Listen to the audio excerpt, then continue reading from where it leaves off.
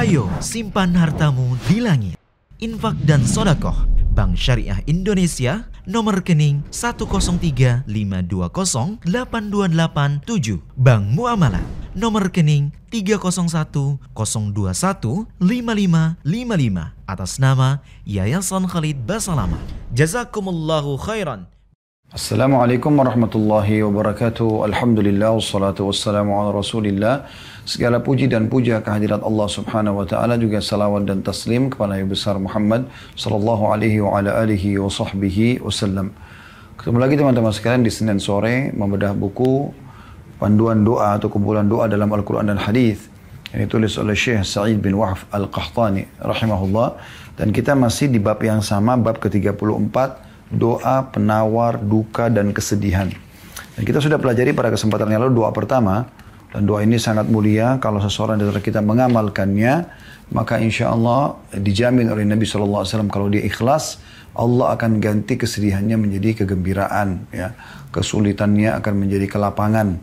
Dan doanya adalah, saya ingatkan kembali, Allahumma inni abduka, ya Allah sungguhnya aku adalah hambamu, wabni abdika, dan anak dari hamba laki-laki, maksudnya ayahku, wabni amatika, dan anak dari hamba perempuan, maksudnya ibuku, nasiyati biyadik, ya, ubun-ubunku ada di tanganmu, madin fiyya hukmuk, berjalan, ya, berlaku hukummu kepadaku, adlun fiyya qada'uk, dan keputusanmu selalu adil padaku. As'aluka bikulli ismin huwa lak, aku memohon, ya, kepadamu dengan setiap nama milikmu, sammaita bihi nafsak, engkau menamakan pada dirimu sendiri, au anzaltahu fi kitabik, atau engkau menurunkan dalam kitab sucimu, au 'allamtahu ahadan min khalqik, atau engkau mengajarkan salah dari hamba-hambamu, au ista'tharta bihi fi 'ilmil ghaibi 'indak, atau engkau menyimpannya, ya, di sisimu, ya, engkau khususkan untuk dirimu dalam ilmu gaib yang ada di sisimu. Antaj'al Qur'ana karima, antaj'al Qur'ana rabi'a qalbi, agar engkau menjadikan Quran sebagai, ya, penghibur hatiku, ya, atau penentram hatiku, wa nura sadri, dan cahaya dadaku, wa jila' huzni, dan hilangnya kesedihanku, wa dhahaba hammi, dan juga hilangnya atau penghilang dukaku. Dan ini sudah kita jelaskan panjang lebar satu persatu isi daripada doa ini. Semoga kita bisa amalkan insya Allah. Sekarang kita masuk doa yang kedua, masih di bab yang sama, dan di bab ini hanya ada dua doa. Doa yang pendek, tetapi doa ini luar biasa gitu dia padatnya, ya. Saya akan bacakan doanya di halaman 116 bagi teman-teman yang pegang bukunya, yang berbunyi, Allahumma inni a'udzubika minal hammi wal hazan. Ya Allah, aku berlindung kepadamu dari duka dan kesedihan. Wal ajzi wal kasal, dari sifat lemah dan malas. Wal bukhli wal jubun, dan kebakhilan, pelit, juga sifat pengecut. Wa dala'id daini wa galabatir rijal, dan terlilit utang, juga penindasan orang-orang. Hadis ini diriwayatkan oleh Bukhari jadi 7 halaman 158, dan dikatakan dalam syarah di dalam Fathul Bari bahwasanya Nabi SAW selalu mengamalkan atau sering mengamalkan doa ini. Diambil dari halaman 11, di jilid 11 halaman 173. Doa ini teman-teman walaupun pendek subhanallah, tapi memiliki luar biasa, ya. Di sini kita minta 8 hal, berlindung dari 8 hal. Ya, perhatikan baik-baik. Yang pertama, Allahumma inni a'udzubika minal hammi. Lalu dipartnerkan dengan wal hazan, dua ini. Sebenarnya terjemahannya di sini dikatakan berlindung dari duka dan kesedihan. Berarti kalau kita tahu, ya, kalau misalnya ada sesuatu yang mungkin bisa mengundang kesedihan ekstra, misalnya kematian orang yang dicintai, ya, kehilangan harta yang sangat banyak melimpah, maka dikatakan berita duka, ya. Jadi bukan berita sedih. Kenapa? Karena duka itu lebih dalam. Itu namanya ham dalam bahasa Arab.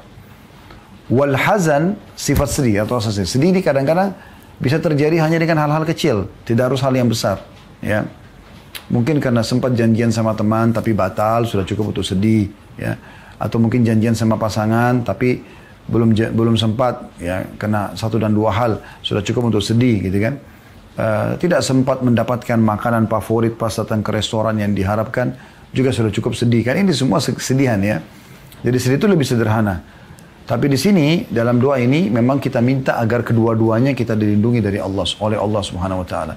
Tidak ada ham, tidak ada duka, ya. Kalaupun ada sesuatu yang menyebabkan duka itu tidak akan menjadi duka buat kita. Ya.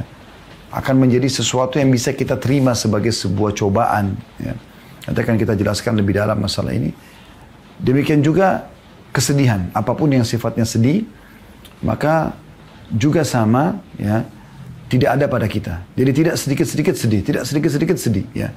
Ada orang begitu, kadang-kadang sedih pada hal-hal yang kecil sekali. Nah, ini tidak perlu. Karena ini terlalu duniawi, ya. Sebenarnya dalam Islam kita tidak dianjurkan hal tersebut. Baik, khusus di dua permintaan perlindungan pertama ini, kita akan coba jelaskan lebih dalam.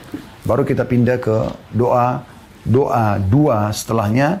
Seterusnya begitu sampai selesai 8 perlindungan dari hal-hal yang mengganggu manusia ini. Kita harus pahami teman-teman sekalian masalah kesedihan dan duka. Ini sebenarnya sesuatu yang ada memang dalam kehidupan kita. Bisa terjadi gitu. Tetapi karena memang Allah ciptakan itu ya. Karena kalau semuanya Allah berikan kepada kita, semuanya kenikmatan, semuanya ya, nggak ada cobaan, maka manusia akan lalai. Tapi dengan adanya cobaan, adanya sedih ya, yang bisa menimpa kita, kita jadi tahu nilainya kesenangan ya, kegembiraan. Seperti kalau ada lapar kita jadi tahu nilainya kenyang gitu kan. Seperti kalau kita sehat kita tahu nilainya setelah pada saat kita sakit misalnya. Nah ini supaya ada nilai. Tetapi dalam Islam juga kita dianjurkan pada saat itu terjadi, kalau ada pun duka, ada pun sedih, itu bisa tertanggulangi dengan kita minta perlindungan dari Allah Subhanahu wa taala. Tapi dasarnya ini ada. Anda bisa lihat dalam Al-Qur'an surah Al-Anbiya ayat 35. Allah Subhanahu wa taala berfirman, "A'udzu billahi minasyaitonir rajim, wa nabluwakum bisyarri wal khairi fitnah wa ilaina turja'un." Artinya wahai manusia, kami akan menguji kamu dengan kesempitan dan kenikmatan untuk menguji iman kalian. Ya. Dan hanya kepada kamilah kalian akan dikembalikan. Karena bayangkan orang kalau dari kecil sampai dia mati, tidak pernah merasakan susahnya hidup, tidak pernah ada cobaan dalam hidup dia, maka pastikan orang ini tidak akan pernah bersyukur kepada Allah. Bahkan mungkin kufur kepada Allah Subhanahu wa ta'ala. Ya. Ini poin perlu digarisbawahi. Juga Ikrimah rahimahullah, seorang ulama tabi'in generasi awal Islam, pernah mengatakan, "Laisa ahadun illa wa huwa yafrah wa yahzan." Tidak mungkin ada satu orang kecuali pasti dia akan pernah melalui suka dan duka, ya. Dia gembira dan dia sedih. Walakin ja'alul farah syukran wal haznu sabran atau sabr. Tapi jadikanlah masa sukamu itu nikmat melimpah saat untuk bersyukur. Jadi selain dapat nikmat, kita juga dapat pahala syukurnya. Dan jadikan cobaan yang sedang datang, kesedihanmu, adalah kesabaran. Maka secara otomatis kita bisa mudah melaluinya. Ya. Karena doa seperti ini akan sangat kena untuk dibaca di saat-saat tentunya teman-teman sekalian, kalau kita dalam keadaan memang tertimpa, ya kan? Kita rasakan, kemudian akhirnya kita minta jalan keluarnya dari Allah Subhanahu wa ta'ala. Tapi di sini jelas sekali, kalau memang ada potensi sedih itu kan, cuman Islam datang memandu kita. Dan tidak mungkin orang tidak pernah sedih sama sekali. Anda pernah dengar mungkin waktu Nabi SAW mengalami tahun kesedihan namanya, Amul Huzun. Itu pas menjelang tahun 10 masa kenabian di Mekah. Karena pada saat itu meninggal secara bersamaan, berdekatan waktunya, Khadijah radhiyallahu anha, istri Nabi SAW tercinta yang selama ini menemani hidup Nabi SAW dengan penuh cinta, perhatian, ya, pengorbanan, bukan cuma sekedar dengan dirinya tapi juga dengan hartanya radhiyallahu anha. Juga meninggal paman Nabi SAW, Abu Talib, yang selama ini mendukung dakwah Nabi SAW walaupun tidak meninggal dalam keadaan Islam, ya, karena dia memilih untuk mengikuti ajaran kaumnya. Tapi Nabi SAW merasa pada itu sudah tidak lagi yang bisa menopang dia dari kalangan manusia. Maka dikenal dengan Amul Huzun. Ya. Tapi tidak membuat Nabi SAW putus asa gara-gara itu. Beliau malah ya, menjadikan itu sebagai ajang untuk bersabar gitu ya. Untuk bersabar. Nah diantaranya mengamalkan doa-doa yang seperti ini. Karena dikatakan tadi dalam syarah Sahih Bukhari Fathul Bari, kalau Nabi SAW sering mengamalkan doa ini ya. Dan dalam ayat lain, waktu para sahabat ridwanullah alaihim dikalahkan di perang Uhud ya oleh orang-orang Quraisy ya, Allah Subhanahu wa taala menurunkan firman-Nya yang Anda bisa baca dalam surah Al Imran ayat 140. Surah Al Imran 140 yang bunyinya A'udzu billahi minasyaitonir wa tilkal ayyamu nudawiluha bainan nasi wa liya'lam Allahu alladhina amanu wa yattakhidha minkum syuhada wallahu la yuhibbuz zalimin. Artinya, dan masa kejayaan dan kehancuran itu kami gilirkan di antara manusia agar mereka mendapat pelajaran dan supaya Allah ingin memberi bukti kebenaran atau ingin membuktikan keimanan kalian. Benar nggak ini iman kepada Allah dengan ujian-ujian tersebut? Ya. Dan menjadikan sebagian kalian sebagai syuhada. Dengan adanya kekalahan maka ada yang mati syahid kan gitu. Sehingga akhirnya mereka masuk surga. Allah tidak menyukai orang-orang yang berbuat zalim. Ya. Anda juga pernah dengar mungkin kisah Nabi Yusuf, Nabi Yakub alaihissalam pada saat Nabi Yusuf hilang. Dalam surah Yusuf digambarkan. Beliau sedih karena kehilangan anak kesayangannya gitu kan. Apalagi informasi beliau tahu kalau kakak-kakaknya Yusuf alaihissalam yang berbuat jahat. Ya, mengatakan sudah mati dimakan serigala padahal sebenarnya tidak. Maka pada saat itu beliau mengatakan dalam Al-Quran dikekalkan surah Yusuf ayat 86. A'udzu billahi minasyaitonir rajim innama ashku bathi wa huzni ila Allah. Sesungguhnya aku mengeluhkan penderitaanku dan kesedihanku kepada Allah. Ya, berarti ada itu ya. Dan dalam surah An-Najm ayat 43 juga Allah SWT mengatakan wa annahu huwa adhaka wa abka, dan Allah lah yang telah menjadikan seseorang tertawa dan juga menangis ya. Menangis. Jadi memang ada potensi itu. Cuma memang Islam datang mengajarkan dan memberikan kita solusi pada saat kesedihan itu terlintas dalam kehidupan kita atau duka itu ada, gitu kan. Jadi kita mudah melaluinya. Dengan kita menjadikannya seperti perkataan Ikrimah tadi, rahimahullah, kita jadikan nikmat itu sebagai ajang untuk bersyukur dan cobaan sebagai ajang untuk bersabar. Juga bagaimana ya kita membaca dan mengamalkan isi doa ini dengan berharap pada saat duka datang kita bisa segera melaluinya. Pada saat kesedihan datang juga kita bisa menepisnya ya. Seperti itu kurang lebih gambarannya. Kemudian teman-teman sekalian, masuk kepada potongan yang ketiga dan keempat ya, yang kita berlindung, yaitu wal ajzi wal kasal ya. Dan kata-kata ajzi ini saya tadi sudah datangkan sebuah catatan yang perlu saya bacakan kepada Anda tentang masalah ini. Dan di makna dengan ajz adalah kelemahan. Dan Islam melarang pengikutnya untuk lemah. Melarang sekali. Tidak boleh sama sekali kita lemah. Lemah itu dalam arti kata gini. Belum mencoba sudah mengatakan saya nggak mampu. Itu masuk lemah. Atau sudah mencoba baru gagal sekali. Sudah langsung mengatakan saya nggak bisa. Itu lemah namanya. Bahasa lain juga bisa putus asa. Kita nggak boleh sama sekali. Bahkan Imam Adz-Dzahabi rahimahullah masukkan dalam kategori dosa besar kalau orang itu putus asa. Belum mulai sudah mengatakan nggak bisa. Atau baru mulai satu kali atau dua kali nganggap begini sudah gagal. Padahal sebenarnya belum tentu. Kecuali memang yang kita upayakan sudah haram dalam agama Islam untuk kita usahakan. Contoh misal, Anda melamar seorang wanita. Di saat Anda ditolak pertama, Anda bisa memulainya lagi. Selama dia belum status istri orang gitu kan. Mungkin di awal Anda gagal. Mungkin, tapi hati Anda masih terpaut. Oke, Anda mulai lagi yang kedua kalinya. Nggak ada masalah. Mungkin yang kedua kali lamaran diterima. Berapa banyak laki-laki begitu. Bahkan lamaran yang ketiga baru kemudian diterima. Gitu kan. Itu sesuatu yang biasa terjadi. Kecuali dalam keadaan memang dia sudah jadi istri orang. Nggak boleh lagi. Ya kan? Karena tidak ada poliandri. Nggak mungkin perempuan itu punya dua suami gitu. Di situ sudah haram bagi Anda untuk berusaha kepada wanita tersebut. Karena nggak boleh. Imam Adz-Dzahabi juga rahimahullah masukkan dalam kategori dosa besar sengaja mengganggu rumah tangga orang, gitu kan? Sehingga akhirnya bercerailah mereka dan Anda mengejar pasangan orang itu tidak boleh, gitu kan? Nah, tapi kalau belum masih ada solusi maka Anda lakukan, jangan putus asa. Makanya ada pernah saya tonton sebuah cuplikan ada seorang mu'allaf dari Malaysia, saya tidak tahu namanya siapa, tapi saya coba ambil hikmah dari cuplikan itu. Ditanya sebabnya, salah satu sebab kenapa Anda mau masuk Islam. Dia mengatakan saya tidak pernah menemukan komunitas seperti umat Islam yang begitu cepat mereka pada saat tertimpa sebuah kedukaan untuk mendapatkan jalan keluarnya. Mereka bukan komunitas masyarakat yang mudah putus asa, yang tidak menerima kesalahan orang lain yang sudah tobat. Mereka bisa menerima semua itu.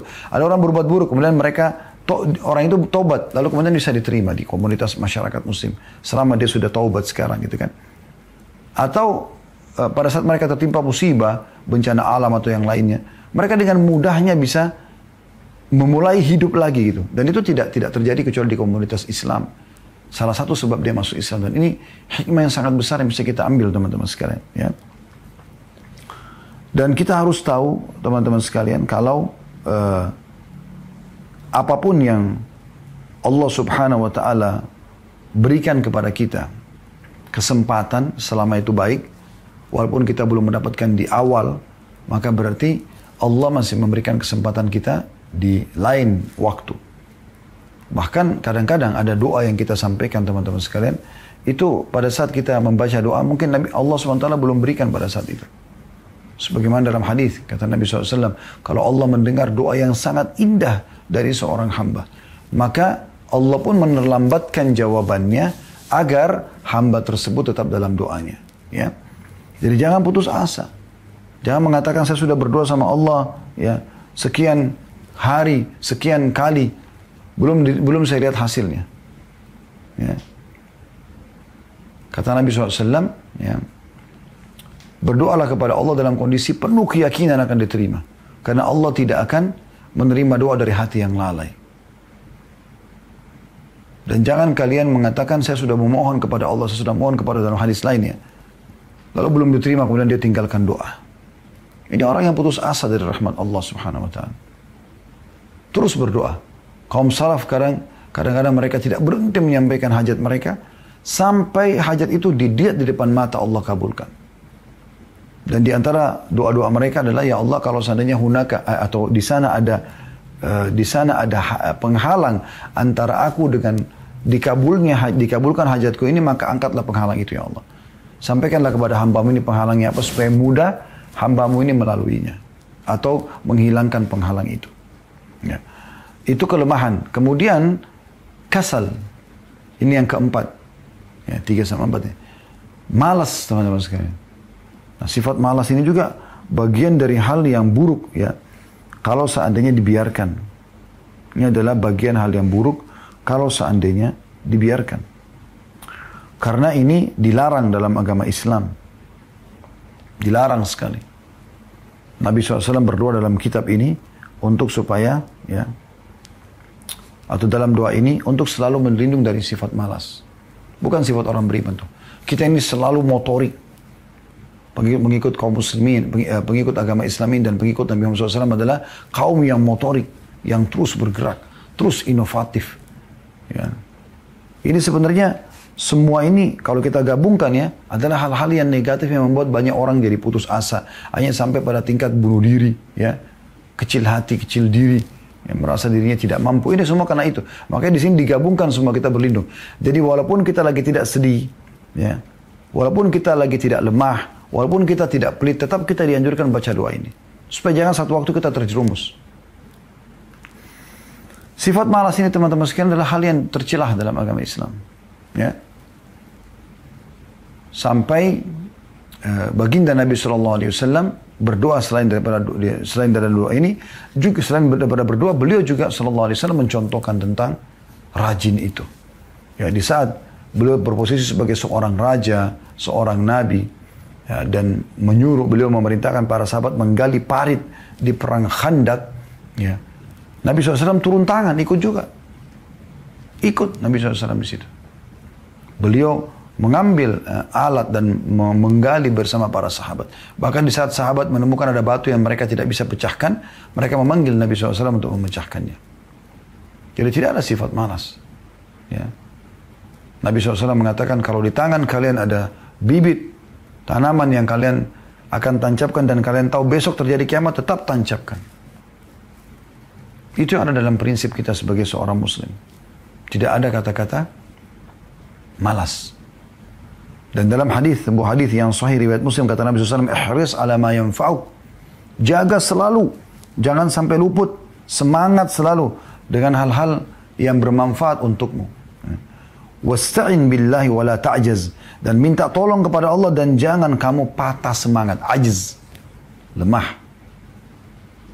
Selalu kita disuruh untuk seperti itu. Ya. Supaya kita semangat.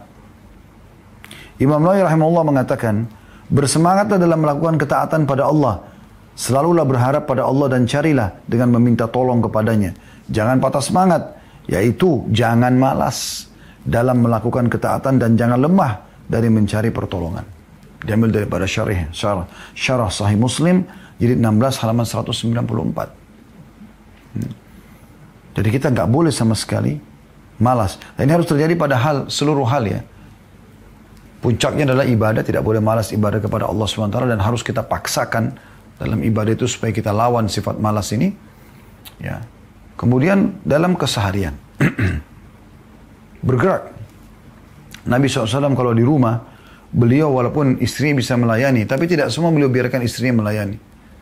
Bahkan kata Aisyah, kadang-kadang Nabi SAW juga menjahit sendiri sendalnya yang putus. Supaya terhindar dari sifat malas ini. Karena ini sangat tercela. Islam adalah agama yang bergerak. Sholat berjamaah, pergi ke masjid, cari nafkah, ngantar jenazah. Gak ada malas. Bahkan menyia-nyiakan waktu dalam Islam dihitung satu hal yang tercela. Yaitu duduk, nonton, buang-buang waktu. Ya. Itu dianggap malas. Kemudian kita pindah ke doa yang kelima atau perlindungan yang kelima dan keenam. Wal bukhl wal jubun. Ya. Bukhl ini adalah sifat pelit. Dan ini teman-teman sekalian satu hal yang sangat buruk. Pernah di zaman Nabi SAW ada seorang diangkat jadi kepala suku dari Ansar. Walaupun memang orang ini punya kelebihan fisik, orangnya tampan, orangnya putih, fisiknya kuat kelihatan gitu kan. Waktu dia dinobatkan jadi kepala suku, beberapa anggota sukunya datang ke masjid Nabi SAW. Dan Nabi SAW tanya, siapa kepala suku kalian sekarang? Disebutlah namanya Fulan bin Fulan. Kata Nabi SAW, bagaimana orangnya? Bagaimana orangnya? Kata mereka, tampan, berwibawa, pintar, cerdas, tapi pelit ya Rasulullah. Maka apa kata Nabi SAW? Kira-kira penyakit jiwa apa yang lebih buruk daripada pelit? Kapan seseorang sudah perhitungan, apalagi kalau sudah di jalan Allah Subhanahu Wa Taala, maka ini penyakit. Ini penyakit. Imam Adzabi rahimahullah masukkan dalam buku Al-Kabair, dosa-dosa besar beliau, salah satunya adalah pelit. Syekh Muhammad Munajjid juga masukkan itu. Syekh Muhammad bin Abu Wahab juga, ya. At-Tamimi juga sama. Dalam buku-buku dosa-dosa besar mereka masukkan pelit itu bagian daripada dosa besar, bukan cuma sekedar dosa. Ada orang subhanallah buat dirinya pun pelit. Tentu kita harus berada di antara jangan pelit, jangan juga boros, ya. Tetapi intinya kita disuruh menikmati, tapi tidak mubazir. Kalau ada orang yang justru pelit, sampai tidak mau sama sekali mengeluarkan uang gitu kan. Semuanya serba ditabung, semuanya serba disimpan. Ini penyakit jiwa. Di sini kita berlindung dari sifat pelit itu.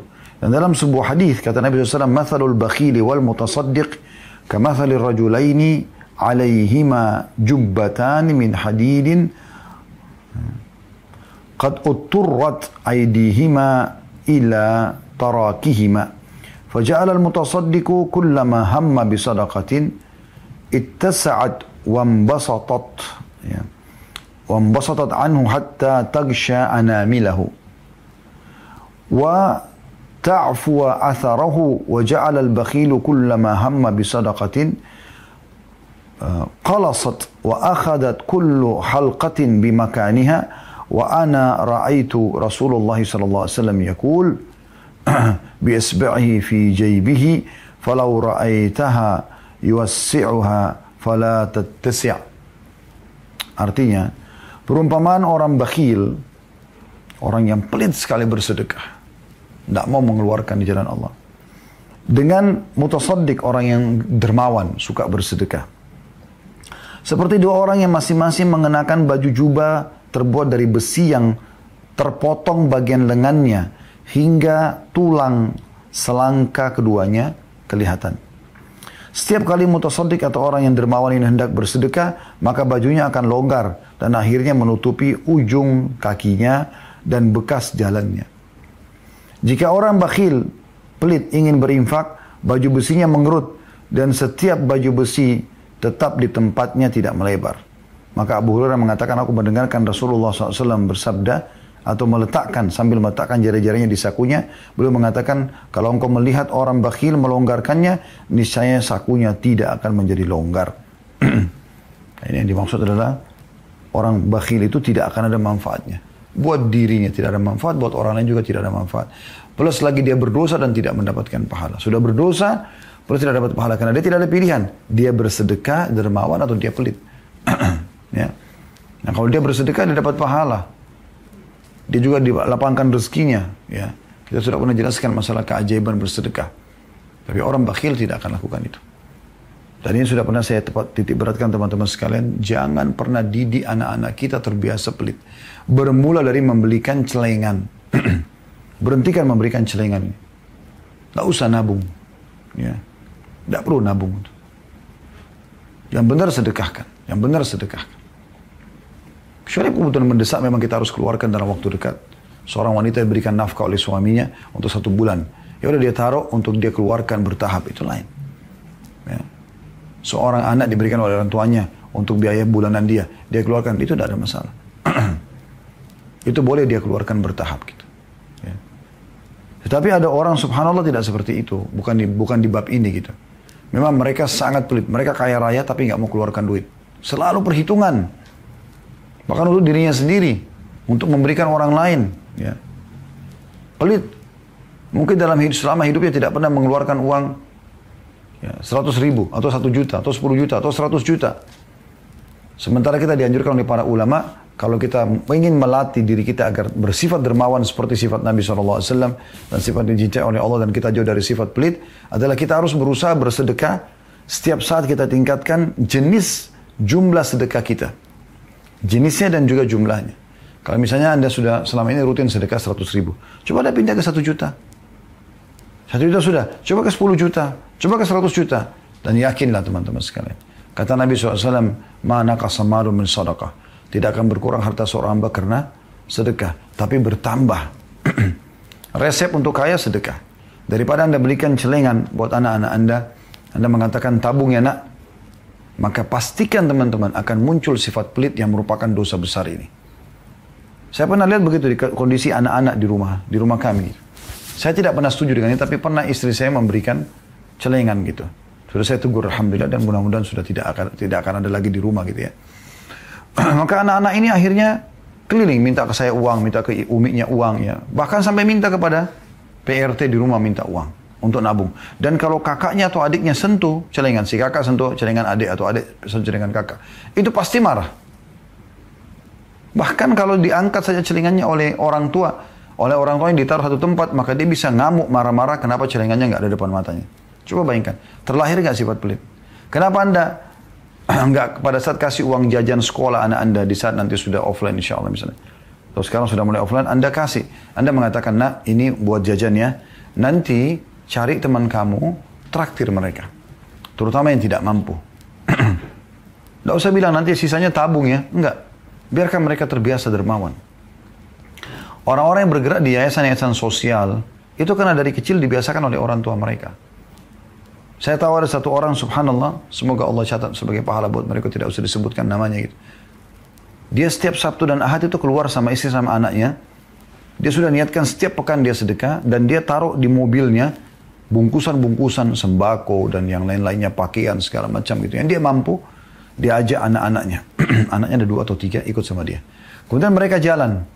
Dan dia bilang sama saya jalan Ustaz, saya tidak perlu tahu saya kemana gitu.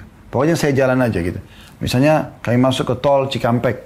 Nanti kalau ada akses atau kami lewat pintu akses keluar, kami keluar. Kami lihat ada jalan masuk, anak kami masuk ke jalan. Di situ yang kami juga sendiri tidak tahu gitu. Pokoknya kami masuk. Begitu kami temukan orang susah, kami langsung ngobrol sama dia. Permasalahannya apa, kemudian kami kasih bantuan. Dan kami biarkan anak-anak kami yang memberikan kepada orang-orang susah ini. Akhirnya itu menjadi sebuah program rutin keluarga. Coba Anda bayangkan. Pernah nggak Anda berpikir seperti ini? Berbagi. Bahkan sifat pelit ini sudah ditanamkan oleh syaitan dari mereka masih kecil. Saya pernah lihat depan mata saya anak-anak dan saya tegur itu di rumah kami gitu. Jadi kalau sudah dikasih makanan masing-masing di piring gitu, kayaknya sudah sulit sekali untuk dia bisa berbagi kepada saudaranya di sebelah. Maka ini kita sebagai orang tua harus peka. Bagaimana kita didik mereka agar tidak terbiasa dengan hal seperti ini. Ya. Jadi kadang-kadang saya suruh si kakak bagi kepada adik. Atau kita buatin program, hari ini siapa yang bersedekah? Nah, kalau dia sudah berbagi, nanti kita yang memberikan sebagai orang tua penggantinya gitu. Itu bagus dan biasakan mereka lihat di pinggir jalan Anda lihat orang miskin, Anda bersedekah gitu. Anak-anak kadang-kadang ingatkan saya kalau di mobil, abati itu orang susah di sebelah. Saya pernah bahkan ditegur karena kami lewatin satu orang susah gitu. Biasanya saya mampir buka jendela, kasihlah yang Allah mudahkan.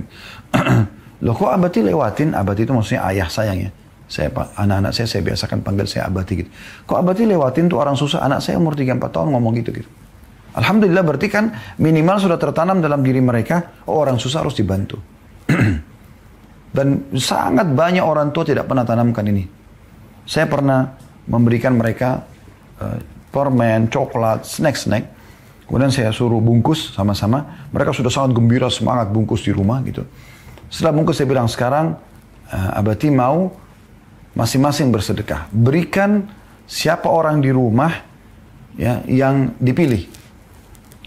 Karena ada banyak orang di rumah dari keluarga kami, dari PRT juga ada, dari driver juga ada. Jadi coba mau kasih kakak. Pertama mengatakan saya mau kasih si fulan, baik. Yang kedua saya tanya kasih si fulan, kasih. Biarkan mereka, lalu mereka pergi. Pada saat mereka sudah memberi, mereka kembali dengan semangat, wajahnya cerah, ceria gitu mengatakan, abati sudah, aku sudah sedekah. Oh masya Allah bagus. Setelah itu saya sendiri pribadi menyiapkan lagi buat mereka sebagai gantinya. Nah ini karena kalian sedekah, ini Allah gantikan ya. Ya jadi coba latih itu. Itu yang dianjurkan dalam Islam. Ajarkan mereka dermawan, bukan pelit. Bukan pelit. Dan ini bahaya nih. Kadang-kadang pelit sama diri, pelit juga sama orang lain. Bahkan pelit di jalan Allah subhanahu wa ta'ala. Mengeluarkan jalan Allah itu luar biasa perhitungannya. Nah ini bahaya. Kemudian wal jubun. Ya. Ini yang keenam. Pengecut. Ini luar biasa ini larangannya dalam Islam ini. Gak ada sifat pengecut dalam Islam. Sampai pernah ada sahabat yang mengatakan dalam riwayat yang sahih ya Rasulullah. Kalau seandainya ada orang mau merampas hartaku. Apa yang aku lakukan? Kata Nabi SAW, qatilhu. Qatala yuqatil. Ini artinya perangi. Bunuh dia. Lawan dia. Gitu kan? Makna tepatnya sebenarnya lawan dia. Gitu kan? Itu lebih tepat. Jangan berikan hartamu. Kalau dia mau rampas secara paksa, perampok, jangan dikasih. Bukan Nabi SAW mengatakan, kasihlah demi menyelamatkan jiwamu. Enggak. Lalu apa kata orang tersebut? Ya Rasulullah, kalau saya bunuh dia, dosa enggak? Kata Nabi SAW, tidak. Kalau saya terbunuh, kata Nabi SAW, kau mati syahid. Coba bayangkan. Di dalam hadis yang lain, kata Nabi SAW, siapa yang terbunuh karena membela hartanya, nama harga diri, nama baiknya, keluarganya, maka dia mati syahid.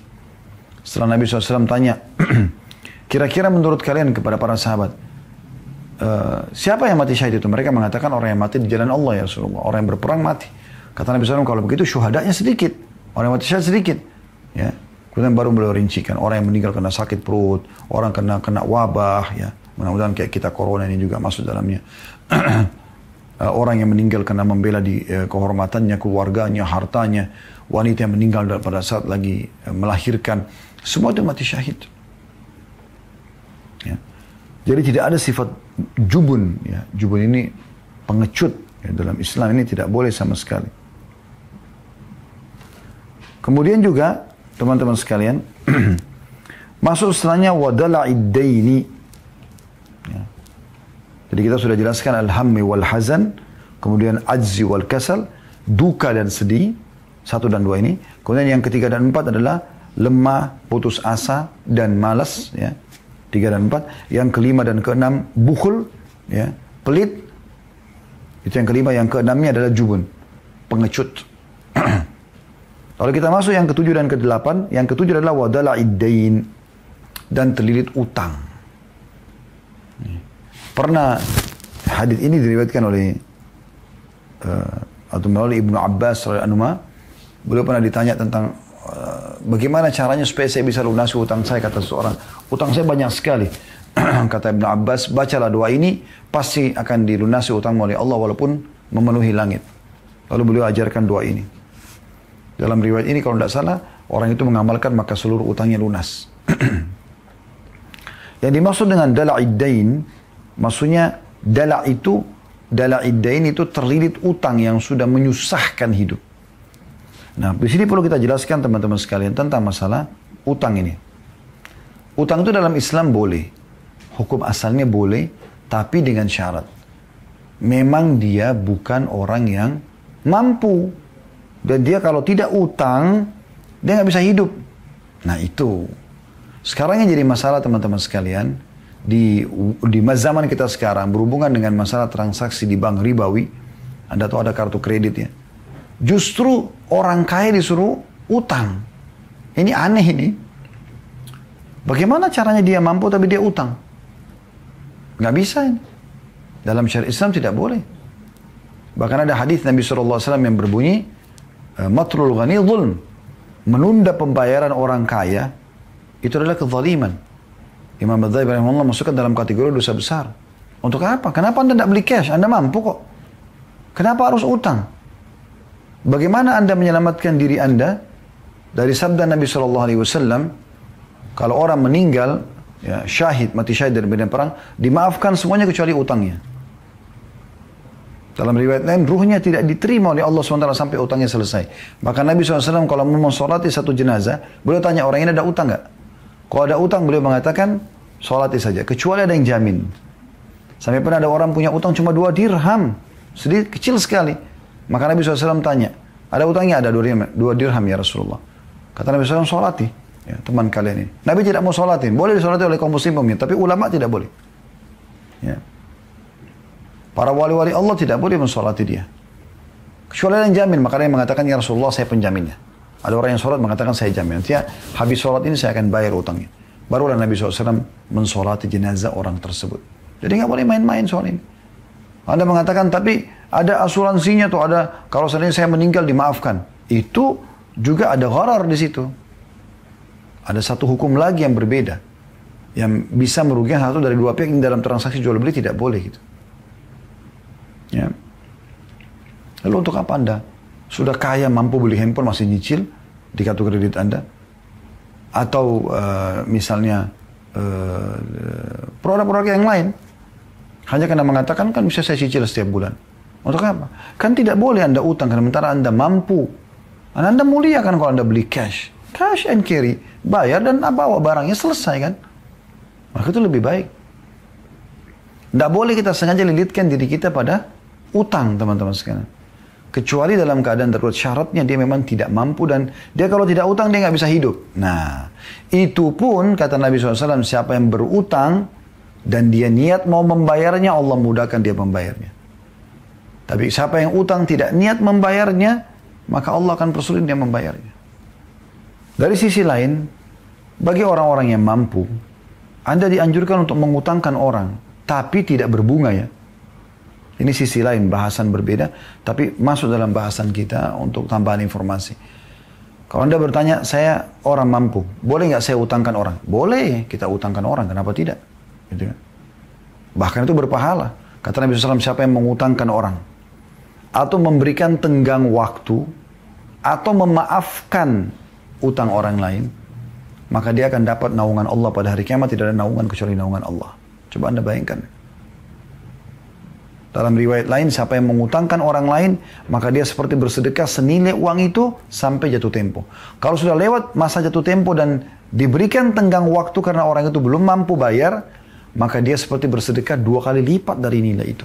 Coba Anda bayangkan teman-teman, Anda meminjamkan uang orang 10 juta. 10 juta rupiah Anda pinjamkan. Sebulan dibayar sama dia. Sebulan misalnya 30 hari. Ya. Berarti selama setiap hari, selama 1 bulan itu setiap hari Anda seperti sedekah 1 juta rupiah. 10 juta rupiah. Anda bayangkan, ya, pernah nggak Anda punya program setiap hari kesedekahkan 10 juta? Kalau ada Masya Allah, tapi tidak semua orang bisa lakukan. Gitu kan? Tapi Anda investasi 10 juta di jalan Allah, utangkan orang 10 juta, Anda 1 bulan seperti bersedekah 300 juta. Coba Anda bayangkan. Karena kan setiap harinya senilai itu. Kalau pas tiba akhir Januari, jatuh tempo, kita tagih kemudian dia mengatakan, oh saya belum bisa bayar. Baik, kita kasih tenggang waktu full Februari, maka kita di bulan Februari seperti sedekah 20 juta per hari. Coba Anda bayangkan itu. Bagaimana kalau orang itu tidak bayar selama 10 tahun? Kan besar sekali pahalanya. Kita dianjurkan untuk mengutangkan orang. Memaafkan bahkan kalau orang tidak mampu. Dalam sebuah riwayat sahih, riwayat Bukhari, akan datang nanti pada hari kiamat orang bergunung-gunung dosanya, banyak sekali dosanya. Dan dia tidak tahu lagi harus bagaimana membersihkan dosa ini karena bukan masanya bertobat di akhirat nanti. Di akhirat itu adalah hisab tanpa amal udah. Tidak bisa lagi kita memperbaiki. Maka para malaikat mengatakan, coba ingat-ingat. Mungkin ada amal kau yang bisa mengalahkan dosa-dosa ini. Dia bilang, amal apa lagi? Dosa sebanyak ini bergunung-gunung gitu. Lalu Allah buat dia ingat. Dia tiba-tiba mengingat. Dia bilang, saya ingat cuma satu. Dulu saya punya seorang pegawai staf khusus untuk nagih utang. Dan saya bilang sama dia, kalau dia mau nagih utang, kalau kau temukan orang mampu, tagihkan. Kalau kau temukan orang tidak mampu, maafkan. Semoga Allah maafkan kita di hari kiamat. Kata malaikat, itulah yang akan mengalahkan semua dosa-dosamu ini. Dia punya keutamaan yang luar biasa. Bahkan banyak sekali keutamaan-keutamaan orang yang mengutangkan orang lain. Ya. Kemudian yang terakhir, wagalabatir rijal. Wagalabatir rijal. Dan penindasan orang-orang. Ya, galabatir rijal ini banyak sekali contoh-contoh di lapangan. Maksudnya kita jadi kayak dikontrol dan diawasi oleh orang. Kita tidak leluasa bergerak. Ya, terikat dengan mereka. Itu namanya galabatir rijal. Ya. Karena kita sudah terlanjur buat kesalahan, jadi akhirnya kita terpaksa terikat. Ya, itu namanya galabatir rijal. Dan ini juga kita berlindung kepada Allah Subhanahu wa Ta'ala darinya. Agar jangan sampai kita ini menjadi orang yang terikat, terkungkung, kita nggak bisa leluasa bergerak, tidak bisa berkreasi. Nah, ini kita minta agar kita menjadi manusia yang bebas, yang free, yang bisa berbuat apa saja selama Allah tidak larang, dan kita bisa berinovasi sesuka kita, ya, selama itu juga tidak melanggar agama Islam. Maka ini 8 hal, subhanallah, Anda bisa bayangkan kalau hilang dari Anda, bukankah sama dengan kebahagiaan? Ya. Tidak ada duka, nggak ada sedih. Ya. Tidak ada lemah, putus asa, tidak ada juga malas. Tidak ada pelit, tidak ada pengecut. Dan tidak ada utang, serta tidak tertindas oleh orang-orang. Sama dengan apa? Kebahagiaan. Makanya dikatakan memang ini doa, ya, penghibur sedih dan duka. Ya, kita masuk sekarang ke bab selanjutnya, bab ke-35. Doa menghadapi kesulitan. Jadi kurang lebih mirip dengan tadi ya, tapi ini lebih umum, maksudnya kesulitan secara umum. Ya, kalau tadi kan masalah duka, kesedihan. Ya. Kesulitan apapun yang Anda hadapi, Anda lagi mau menjalankan sebuah proyek, sulit. Ya. Anda lagi mau memperbaiki rumah tangga, sulit. Ya. Ini kan bukan kesedihan, tapi ada satu kesulitan. Seperti ada penghambat. Kok nggak selesai-selesai nih? Anda mau melamar pekerjaan, melamar menikah, juga tidak bisa. Jadi ada kesulitan yang terjadi. Nah, ini ada doanya tersendiri. Yang pertama adalah yang disebutkan di dalam hadis Bukhari jilid 7 halaman 154 dan Muslim jilid 4 halaman 2092. Yang berbunyi, ini terkenal sekali ya zikir ini dan doa ini, untuk keluar dari kesulitan. La ilaha illallahul azimul halim. La ilaha illallah rabbul arshil azim. La ilaha illallah rabbus samawati wa rabbul ardi wa rabbul arshil karim. Artinya tidak ada Tuhan yang berhak disembah kecuali Allah yang maha agung lagi maha penyantun. Tidak ada Tuhan yang berhak disembah kecuali Allah, Tuhan singgasana yang besar atau arsh. Tidak Tuhan yang berhak disembah kecuali Allah, Tuhan langit dan bumi, dan Tuhan arsh yang mulia. Doa ini teman-teman berisikan puji-pujian kepada Allah. Cuman kadang-kadang ada orang yang tidak faham. Dia pikir kalau pujian berarti bukan permohonan. Ini keliru.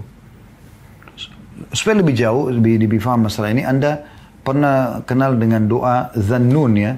Nabi Yunus alaihissalam pada saat beliau ditelan oleh ikan besar di lautan. Apa yang beliau bilang? Ya Allah, keluarkan saya? Enggak. La ilaha illa anta. Ini kalimat tauhid. Tidak ada Tuhan yang berhak disembah kecuali Allah. Makna kalimat ini, aku tidak akan bisa minta kepada selainmu ya Allah. Subhanaka, maha suci engkau dari semua kekurangan. Inni kuntu minadh dhalimin. La ilaha illa anta subhanaka inni kuntu minadh dhalimin. Aku termasuk orang-orang yang menzalimi diriku. Artinya dia mengakui kesalahannya. Karena sering diulangin itu, maka yang terjadi adanya pengucapan kalimat tauhid dan bertasbih kepada Allah. Kemudian mengakui kesalahan, Allah keluarkan dia dari mulut ikan itu. Bukan cuma itu. Allah SWT berikan petunjuk kaumnya di Nainawa sehingga mereka beriman kepada Allah, dan Nabi Yunus AS akhirnya pulang sampai ajal beliau datang mendakwahi mereka dan memandu mereka ke syariat Allah Subhanahu wa taala. Yang awalnya mereka menolak dakwah Nabi Yunus AS. Mirip dengan itu ya. Jadi ini jangan Anda lihat, oh la ilaha illallah azimul halim, ya. Tidak Tuhan yang berhak disembah kecuali Allah. Yang maha agung lagi maha penyantun. Ini seakan-akan bukan doa, ini doa. Karena penyebutan bahwasanya Allah maha agung, maksudnya adalah Allah maha agung dari seluruh permasalahan yang sedang aku hadapi. Artinya itu sangat kecil di sisi Allah SWT. Itu maknanya. Dan ini faedah pertama dari doa ini. Dari kalimat la ilaha illallahul azim. Tidak ada Tuhan yang berhak disembah kecuali Allah. Seperti Nabi Yunus bilang tadi, la ilaha illa anta. Jadi tidak ada Tuhan yang bisa saya minta ya Allah. Tidak ada tempat saya minta, gitu kan? Kecuali engkau Al-Azim yang maha agung. Engkau agung sehingga tidak ada ukurannya permasalahanku ini di hadapanmu. Kecil. Al-Halim, maha penyantun. Artinya santuni aku. Permasalahanku ini selesaikan, mudahkan. Itu maknanya. Potongan yang kedua, la ilaha illallah rabbul arshil azim. Tidak ada Tuhan yang berhak disembah kecuali Allah. Artinya tidak ada Tuhan yang bisa saya mohon ya Allah, kecuali engkau. Pemilik singgasana yang agung. Dan arsh ini adalah makhluk Allah yang paling besar. Makhluk Allah yang paling besar. Ya. Digambarkan dalam ayat kursi tentang kursi. Kursi itu pijakan kaki raja di singgasana. Berarti di arshnya Allah gitu kan. Allah mengatakan wasi'a kursiyus samawati wal ard. Kursinya Allah itu meliputi seluruh langit dan bumi. Jadi sangat besar memang arsh itu. Makanya di sini dikatakan Rabbul Arshil Azim, ya, pemilik singgasana yang azim, yang besar. Dan memang arsy itu sangat besar. Makhluk Allah yang paling besar. Dan ini salah satu keyakinan Ahli Sunnah wal Jamaah tentang adanya arshnya Allah. Harus yakini adanya itu. Dan itu makhluk Allah yang terbesar. Ya. Kemudian potongan yang ketiga yang kita bisa mempelajari, la ilaha illallah rabbus samawati wa rabbul ard. Tidak ada Tuhan yang berhak disembah kecuali Allah. Maksudnya tidak ada tempat aku memohon ya Allah. Lalu kita ikrarkan Rabbus samawat. Tuhan, pemilik, penguasa, pengatur seluruh langit ini. Dan seluruh bumi dengan kedalamannya. Ya. Dan apapun yang dikandung oleh bumi tersebut.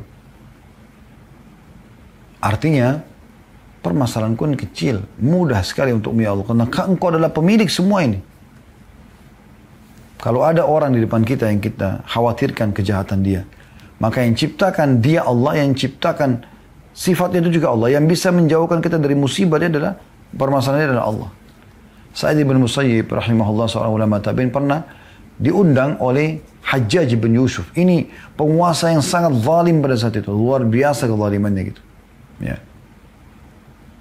Maka yang terjadi, waktu masuk ke sana, udah disiapin an-nata'. An-nata' itu seperti kulit hewan dengan saif, pedang. Biasanya ini isyarat dari Hajjaj untuk membunuh siapapun yang dia undang pada saat itu kalau tidak cocok sama dia. Jadi untuk mengancam, mau ulama mau bukan dia nggak pusing. Banyak. Termasuk yang terakhir dibunuh oleh dia adalah Sa'id bin Jubair rahimahullah, ulama tabi'in yang masyhur. Tapi yang jelas waktu saya datang ke sana. Lalu kemudian dia masuk, dia komat-kamitkan mulutnya. Tiba-tiba Hajjaj berubah total. Hajjaj langsung ya mempersilakan Sa'id bin Musayyib duduk di dekatnya di singgasananya. Kemudian bertanya banyak hal kepada Sayyid Musayyib, lalu memberikan hadiah, bahkan meletakkan sendiri parfum yang sangat mahal pada saat itu di jenggot Sayyid Musayyib dan di pakaiannya dan dihadiahkan untuk beliau. Kemudian mempersilahkan untuk pulang. Bukan malah disakiti, tapi malah dihormati gitu. Maka ada seorang bertanya mengatakan, wahai Said, Anda waktu menuju ke Hajjaj, saya melihat mulut Anda komat kambil, apa yang Anda bacakan? Aku mengatakan, wahai Allah, ya, pemilik langit dan bumi ini, jadikanlah kejahatannya orang ini berubah menjadi kebaikan. Kelembutan untuk aku. Maka Allah terima dan Allah balik keadaan itu. Itu bayangkan. Hewan buas di depan mata kita. Musuh yang banyak jumlahnya dengan senjata-senjata mutakhir. Semua itu makhluknya Allah. Allah itu Rabbus samawati wal ard. Tuhan dan pemilik dan penguasa semua di langit dan di bumi. Minta kepada Allah SWT. Apalagi kalau cuma istri, suami yang Anda minta supaya dilunakkan hatinya. Kecil sekali. Anak Anda supaya dapat hidayah. Ya. Itu kecil sekali. Kalau Anda minta kepada Sang Pencipta yang Maha Agung. Lalu kita tutup di sini yang keempat, wa Rabbul Arsyil Karim, dan pemilik singgasana yang mulia. Nah, di sini perbedaan awal dengan yang kedua tadi kan ada Rabbul Arsyil Azim, pemilik singgasana yang besar, ya. Ini Rabbul Arsyil Karim, pemilik singgasana yang mulia. Ini memang keduanya tidak kontroversi. Karena singgasana Allah memang besar, azim, sisi lain dan sisi lain juga memang karim, artinya mulia. Artinya Allah SWT buat dia sangat istimewa. Sangat istimewa. Ya. Dan ini memang penuh dengan keindahan-keindahan. Karena ini singgasananya raja. Sang raja yang sebenarnya Allah Subhanahu Wa Taala. Penuh dengan kebaikan-kebaikan dan kemuliaan. Nah ini kalau kita ucapkan, lalu kita sampaikan hajat kita setelahnya, insya Allah akan dikabulkan oleh Allah SWT. La ilaha illallahul azimul halim. Fahami terjemahnya supaya Anda tidak lupa menghafalnya. La ilaha illallah, tiada Tuhan yang berhak disembah kecuali Allah. Al-azim, yang maha agung. Berarti Allah lebih agung dari semua permasalahan yang sedang kita hadapi. Ya. Al-halim, penyantun. Berarti akan membantu kita. La ilaha illallah rabbul arsyil azim. Tiada Tuhan yang berhak disembah kecuali Allah, pemilik singgasana yang agung. La ilaha illallah rabbus samawati wal ard. Tiada Tuhan yang berhak disembah kecuali Allah, Tuhan dan pemilik seluruh yang di langit dan di bumi. La ilaha illallah rabbul arsyil karim. Dan tiada Tuhan yang berhak disembah kecuali Allah, pemilik singgasana yang mulia. Selanjutnya teman-teman sekalian, 3 doa terakhir ya. Allahumma rahmataka arju, fala takilni nafsi tarfata'in. Aslih li sya'ni kullahu la ilaha illa ant. Allahumma rahmataka arju, ya Allah rahmatmu lah yang aku harapkan, maksudnya kasih sayangmu ya. Fala takilni nafsi tarfata'in, maka jangan engkau biarkan atau engkau serahkan urusanku kepadaku sekejap mata pun. Wa aslih li sya'ni kullah, dan perbaiki seluruh perkaraku. La ilaha illa anta, tiada Tuhan yang berhak disembah kecuali engkau. Hadis ini diriwayatkan Abu Daud jilid 4 halaman 324 dan Ahmad jilid 5 halaman 42 serta dinyatakan hasan oleh Syarabani dalam Sahih Abu Daud jilid 3 halaman 959. Ini juga teman-teman sekalian dianjurkan dibaca di zikir pagi. Salah satu bagian zikir pagi kita pernah pelajari di buku ini juga ya. Ya Hayyu ya Qayyum birahmatika astaghits aslih li sya'ni kullah. Wahai zat yang maha hidup dan terus-menerus mengurus makhluknya, perbaikilah urusanku. Ya. Wala takilni ila nafsi tarfatain, dan jangan kau biarkan aku mengambil keputusan sekejap mata pun. Ya. Nah di sini juga mirip itu. Tapi beda lafaz saja ya. Potongan pertama doa, Allahumma rahmataka arju, ya Allah, aku mengharapkan rahmatmu. Dan dalam ayat ini Allah mengatakan, ya, kalau rahmat Allah itu wasi'at kulla syai'. Rahmat Allah meliputi segala sesuatunya. Membersihkan dosa, memaafkan kesalahan, membukakan pintu rezeki, ya, memberikan solusi dari permasalahan, itu semua masuk dalam rahmat Allah. Aku berharap rahmatmu. Potongan kedua, fala takilni ila nafsi tarfata'in. Fala takilni ila nafsi tarfata'in, maka jangan engkau membiarkan aku mengambil keputusan sendiri. Biarkan semua engkau yang ambil keputusan ya Allah, supaya tidak salah. Ini tanda-tanda keimanan seseorang ya. Yang ketiga, wa aslih li sya'ni kullah. Perbaiki seluruh urusanku. Tidak terkecuali. Kalau sudah baik, ada rezeki yang luas, pasangan yang baik, keturunan yang sehat dan baik juga, tambah berkah ya Allah. Ya. Kalau rusak, ada yang salah, ada yang tidak baik, maka perbaiki ya Allah. La ilaha illa ant, tidak ada Tuhan yang berhak disembah kecuali Engkau. Dua-dua yang terakhir, tadi sudah kita baca sebenarnya ini yang ketiga ini ya. La ilaha illa anta subhanaka inni kuntu minal zalimin. Tidak ada Tuhan yang berhak disembah kecuali Engkau, maha suci Engkau, sungguhnya aku termasuk orang yang berbuat zalim. Hadits ini diriwayatkan oleh Tirmidzi jilid 5 halaman 529 dan Hakim dan juga Hakim mensahihkan yang disetujui oleh Az-Zahabi juga di jilid 1 halaman 505.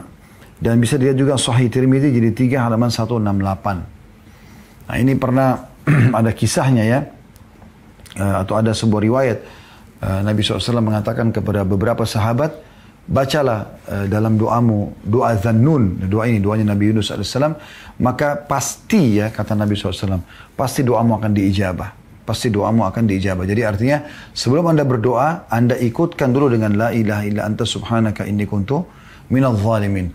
Tidak ada Tuhan yang berhak disembah kecuali Engkau. Maksudnya tidak ada tempat aku bergantung dan memohon kecuali kepada Engkau. Maka aku termasuk orang-orang zalim. Artinya sebelum kita meminta doa, kita sudah mengakui kalau ada kesalahanku, penyebab daripada doa ini tidak diterima, maka angkatlah ya Allah. Yang terakhir adalah Allah Rabbi la usyriku bihi syai'a. Artinya Allah adalah Tuhanku, aku tidak menyekutukannya dengan sesuatu apapun. Hadis ini riwayat Abu Daud jilid 2 halaman 87 dan juga disebutkan dalam Sahih Ibnu Majah jilid 2 halaman 335. Dan ini teman-teman sekalian, adanya penyebutan nama yang paling agung buat Tuhan kita, yaitu Allah. Ya, tidak ada yang mengalahkan ini. Nama ini adalah nama yang paling dicintai oleh Sang Pencipta, makanya disebutkan dalam awal salat kita, Allahu Akbar. Ya. Yang paling disebutkan, Allah Subhanahu Wa Taala berfirman, Allah Azza wa Jalla berfirman, takutlah kepada Allah, Tuhan kita adalah Allah, gitu kan? Memohonlah hanya kepada Allah. Qul huwallahu ahad. Katakan Allah itu satu. La ilaha illallah. Selalu Allah yang dipakai. Apapun ada sifat Allah yang lain. Ar-Rahman, Ar-Rahim, ya Al-Ghafur, At-Tawwab, Al-Afu. Banyak ya. Tapi Allah ini yang paling agung. Di sini kita ulangi 2 kali. Allah, Rabbi. Rabbi artinya penciptaku, penguasa, pemberi rezekiku. Yang memberikan aku kehidupan, yang mematikan aku. Itu namanya Rabbi. La usyriku bihi syai'an, aku tidak menyekutukannya dengan sesuatu apapun. Kata ulama, orang ini, walaupun dia tidak syirik, dia mengucapkan ini. Agar kalau sampai ada sesuatu yang terarah ke syirik, Allah akan tepis dari dia. Dan dari sini juga ada yang pelajaran, ternyata syirik itu termasuk sumber permasalahan kesulitan yang banyak muncul dari banyak orang, tapi mereka tidak menyadarinya. Allahu a'lam.